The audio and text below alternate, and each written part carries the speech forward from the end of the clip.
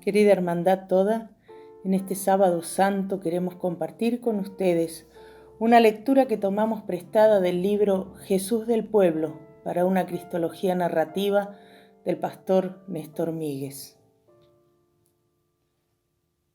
No necesito presentarles nuevamente a Simón, el negro de Cirene. Ahora lo encontré unos años después en Antioquía. Es junto con su hermano Lucio, uno de los dirigentes de la comunidad. También están allí Bernabé y Pablo. Y además está Manahem, uno de los pocos convertidos que tuvo en algún momento cierto poder político por su cercanía a Herodes Antipas, pero ahora se ha alejado y vive en esta ciudad. Lo busco a Simón.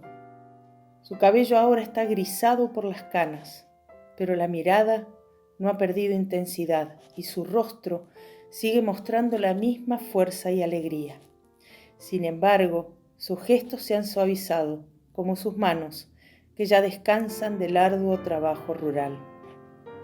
En Galilea ya no tenía espacio, la situación estaba revuelta y los hermanos le sugirieron que fuera a Antioquía, donde trabaja en el mercado. Se ofrece como changarín para acarrear los bultos de mercadería, ayudar a armar los puestos y demás tareas cotidianas. Pero se ha destacado, además, como un orador sagaz, un verdadero narrador que ha traído a muchos al camino del Mesías. Es que conoce bien tanto el mundo judío como el gentil. Había mandado a decirle que quería verlo. Llego a la casa en la que vive, un humilde cuarto cerca del ágora. Me reconoce, paz, Néstor, me recibe. Su griego, ya lo había notado en aquel breve encuentro en Jerusalén, era bueno y seguramente se había perfeccionado en este tiempo de vida urbana. Más distendido, me siento a conversar con él. Pero antes de volver a la experiencia de aquel fatídico viernes, me intereso un poco en su vida. Después de todo, no eran muchos los judíos morenos y no puedo con mi curiosidad. Y me cuenta algo de su historia familiar. Los ancestros de mi madre eran de aquellos esclavos que Pompeyo capturó cuando ocupó Judea. A muchos los enviaron a Alejandría, a otros a Asia Menor. Por ejemplo, Saulo también proviene de una familia a la que Pompeyo capturó y vendió, pero a Tarso. Los patrones libertaron a mi abuelo, pero ya se quedaron en Egipto. En fin, mi padre, marinero de Cirene, gentil de nacimiento, tuvo que pasar un invierno en Alejandría, en uno de sus viajes, aguardando que se abriera la temporada de navegación. Y allí conoció a la ciudadela judía y se acercó a Dios. Se reunía en la sinagoga como prosélito, aunque nunca se atrevió a circuncidarse. Y allí conoció a mi madre, y nacimos mi hermano Lucio y yo. Mi madre nos hizo circuncidar allí mismo, en Alejandría. Mi madre nos dio su fe y mi padre el color de la piel. Por mi crianza, hablo griego mejor que el arameo. Pero luego mi padre quiso volver a Cirene por las peleas que se desataron en Alejandría entre judíos y egipcios y los peligros que pensaban que podíamos correr. Como él pasaba mucho tiempo afuera navegando, tenía miedo de que mi madre y nosotros sufriéramos y quedáramos desprotegidos en esas peleas. Así que finalmente nos criamos en Cirene y me conocen como el Cireneo. Una vez, aprovechando un viaje que le salió a mi padre, con un dueño de un barco para el que había trabajado muchas veces, pudo llevarnos a Judea para que mi madre y nosotros conociéramos la tierra de los antepasados.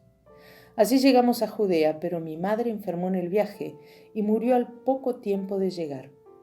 Agradezco a Dios que por lo menos pudo conocer Jerusalén antes de morir. Mi padre, entristecido, siguió viaje en otro barco. No podía quedarse sin trabajar. Mi hermano y yo, ya crecidos y sin nada que hacer en Cirene, nos quedamos con unos parientes de mi madre que vivían en Galilea. Nos empleamos como jornaleros rurales y así fue como nos conociste aquella vez en Jerusalén. Aprovecho el giro que él mismo le da a la conversación para volver a aquella escena que lo tuvo como involuntario actor. Nos conocimos en un momento de alegría, de exaltación, le comento recordándole ese momento. No teníamos idea de lo que iría a pasar, me contesta, mostrándome que tenía presente las circunstancias. Estábamos eufóricos. La revolución estaba a la vuelta de la esquina, pero lo que se venía era la noche más cruel. Recordé algunas de mis propias experiencias y cuántas vidas costaron también en mi mundo esas circunstancias. Nos animaba el ver tan decidido a Jesús. Con cada discurso avanzaba más. Estábamos como borrachos de alegría, de certezas y de errores. El entusiasmo no nos dejaba ver las cosas como eran.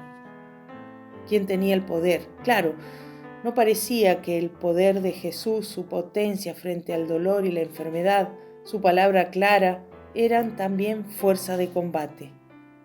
Que el Padre mandaría bandas de ángeles si no alcanzaba con nosotros, pero no fue así.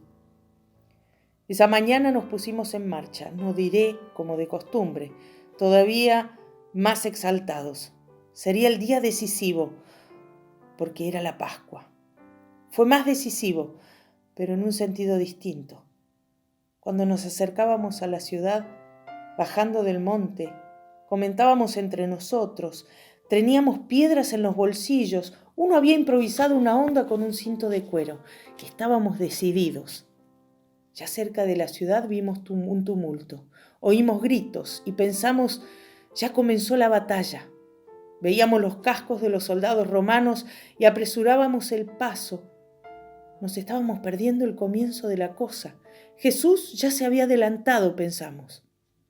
Pero cuando estábamos en la puerta, oímos que los gritos no eran de batalla, eran llantos de mujer, lamentos dolientes. Corrí y me metí entre la multitud.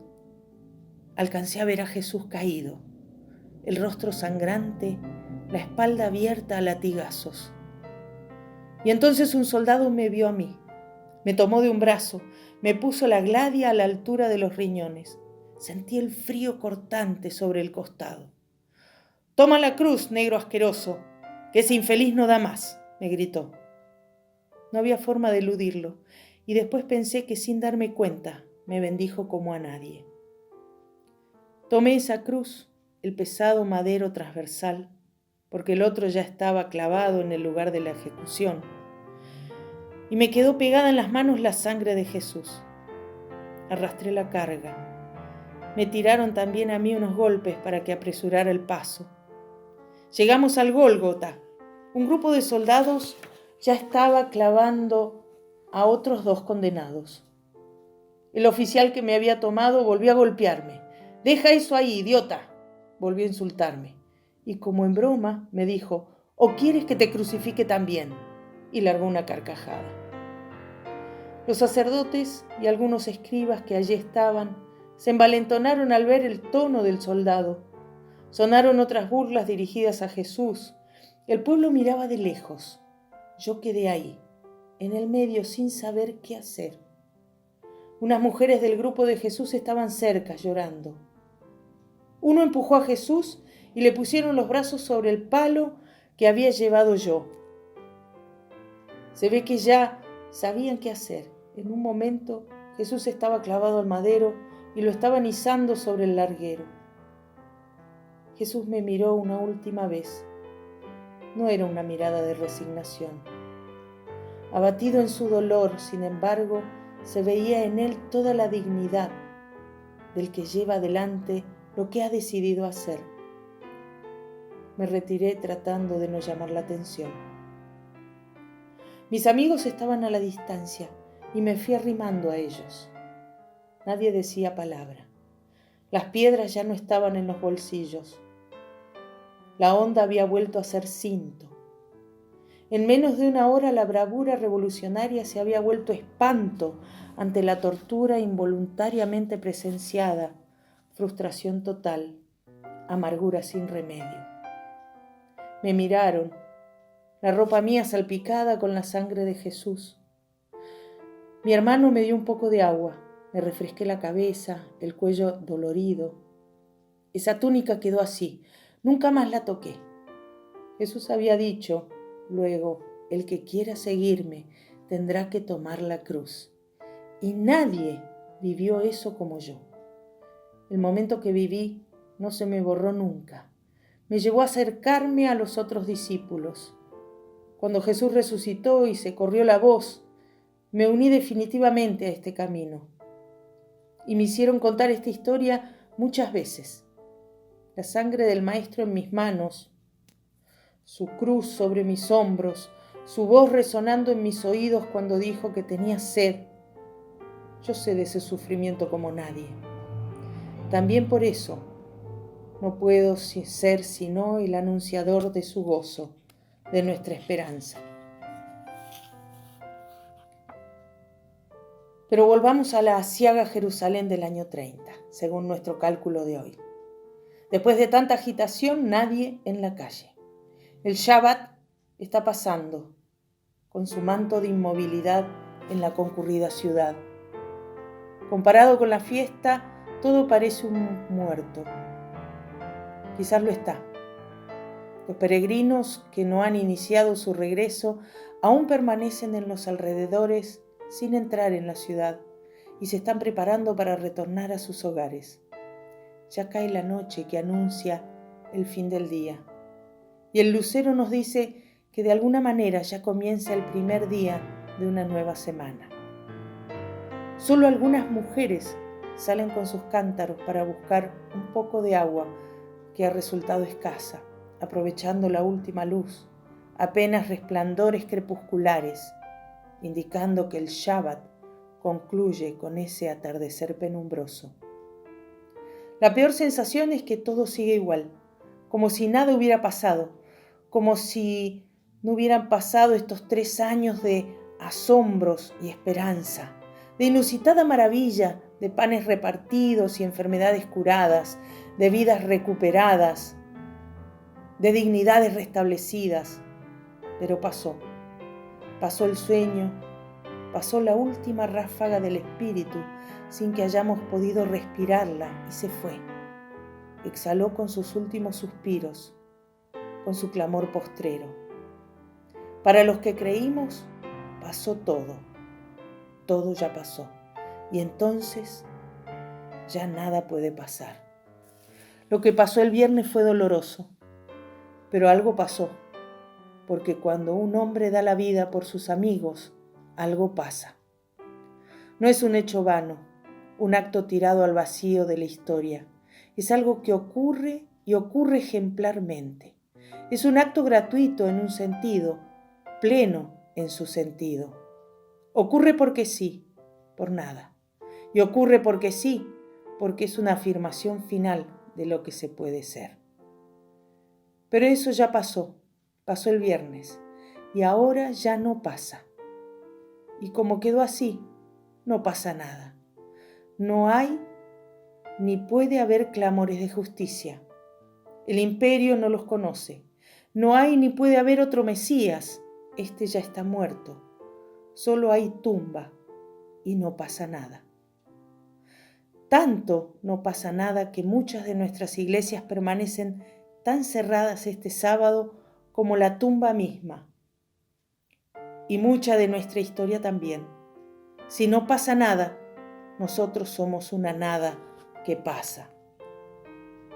No hay Dios que pueda movernos, no hay luz que pueda iluminarnos, no hay amor que pueda sacudirnos. La historia de este mundo es un largo sábado si el imperio y la muerte tienen la última palabra. Pero no ha de ser así.